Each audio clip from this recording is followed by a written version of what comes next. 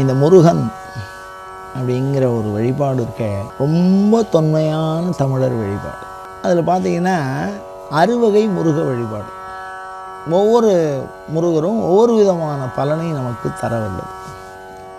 உதாரணம் பாருங்கள், ஆண்டின்னு சொல்லுவோம், சன்னியாசி குறிக்கும், துறவியை குறிக்கும். இந்த சுப்பிரமணியர் எப்படி இருப்பார் அப்படின்னா, கையில் தண்டம் வச்சுருப்பார். கௌபீன தண்டதர தட்சிண ஹஸ்தமீடே அப்படின்னு தியானம். கௌபீனம் தரித்தவராகவும் தண்டம் தரித்தவராகவும் இந்த முருகப்பெருமான் காட்சி கொடுப்பார். இதுக்கு அடுத்தபடியாக பார்த்தீங்கன்னா, சிவன் கோயில்களில் பிரகாரத்தில் சுற்றி வரும்போது சிவபெருமானுக்கு நேர் பின்னாடி இருப்பார்.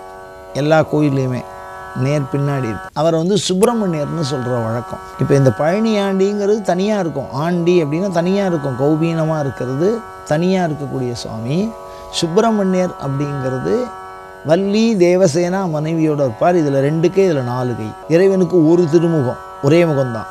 இதுக்கு அடுத்தது பார்த்திங்கன்னா, முருகனுடைய வழிபாட்டில் ஸ்கந்தர் அப்படின்னு பேர். அதில் சக அப்படின்னா சிவபெருமானையும், உமா அப்படின்னா சக்தியையும், நடுப்புற ஸ்கந்தர்னு ஒரு சாமி இருக்கும் சின்னதாக. அந்த குழந்தை அதில் போட்டிருப்பார். அதுவும் குழந்தை வடிவத்தில் இருப்பார். அந்த வடிவத்துக்கு பேர் தான் ஸ்கந்தர்னு பேர். இது ஒரு விதமான சிவ வழிபாடு. சோமாஸ்கந்தர், சிவஸ்கந்தர், ஸ்கந்தர் அப்படின்னு 3 விதமாக இருப்பார். சிவஸ்கந்தர் அப்படின்னா சிவபெருமானை முக்கியத்துவமாக கொண்டு வழிபாடு பண்ணுறது. சோமாஸ்கந்தர் உமையம்மையை முழுமுதற் பொருளாக கொண்டு வழிபடுவோம். ஸ்கந்தர் அப்படின்னா நடுப்புறக்கூடிய முருகப்பெருமானை முக்கியத்துவமாக வச்சு வழிபாடு பண்ணுறது. உமையம்மைக்கும் சிவனுக்கும் நடுப்புறக்கூடிய ஸ்கந்தர். ஷண்முகர்னு ஒரு வடிவம் இருக்குது முருகப்பெருமானுக்கு.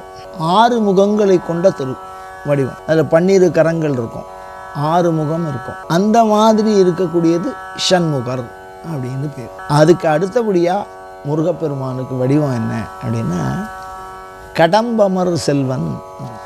ஆலமர் செல்வன் அப்படின்னா சிவபெருமானை குறிக்கும். ஆலமரத்துக்கு கீழே இருக்கக்கூடிய சிவபெருமான் அர்த்தம். கடம்பமர் செல்வன் பேர். முருகப்பெருமானை கடம்ப மரத்திலே வழிபடுவார்கள். வெறும் மரம் தான் இருக்கும். அந்த மரத்தில் அங்கே முருகப்பெருமான் தங்கி இருக்கிறார். அது தங்கி அதுக்கு வழிபாட்டு முறைகள்லாம் வேறு வேறு இருக்கும். தேன், தினை மாவு, அந்த மாதிரி ஒரு சில வழிபாட்டு முறைகள்லாம் இருக்கு அவருக்கு. அதனால் மர வடிவம் முருகப்பெருமானுக்கு உண்டு. அதுக்கு அடுத்தது பார்த்திங்கன்னா வேல் வடிவம் முருகப்பெருமான். அந்த வேலையே தனியாக வழிபாடு பண்ணி சாமி கும்பிடுவார். அவருக்கு வடிவம் அது.